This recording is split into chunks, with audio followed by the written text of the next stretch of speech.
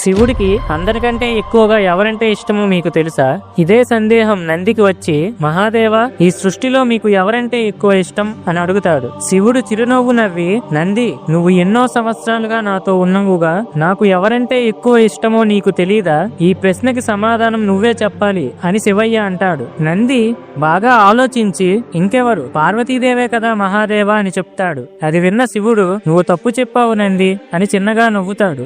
అయితే మీ పెద్ద కొడుకు కార్తీకేయ స్వామే కదా పరమేశ్వర అంటాడు నంది. శివుడు, లేదు లేదు నంది, ఇంతేనా నువ్వు నా గురించి తెలుసుకుంది అంటాడు.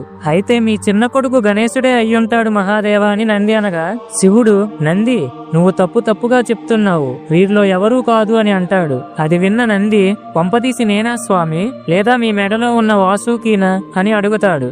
లేదు లేదు, మీరు కూడా కాదు అని శివుడు అనగా, నంది, స్వామి, నా వల్ల కాదు, దయచేసి మీరే చెప్పండి అని వేడుకుంటాడు. అప్పుడు శివుడు, బాధలో ఉన్నా సంతోషంలో ఉన్నా నన్ను తలుచుకుంటూ ప్రతిరోజు నాకు పూజలు చేసి నా మీద పూర్తి నమ్మకం పెట్టుకునే నా భక్తులంటే నాకు ఎంతో ఇష్టం నంది అని చెబుతాడు. ఫ్రెండ్స్, ఓం నమః శివాయ అని కామెంట్ చేయండి.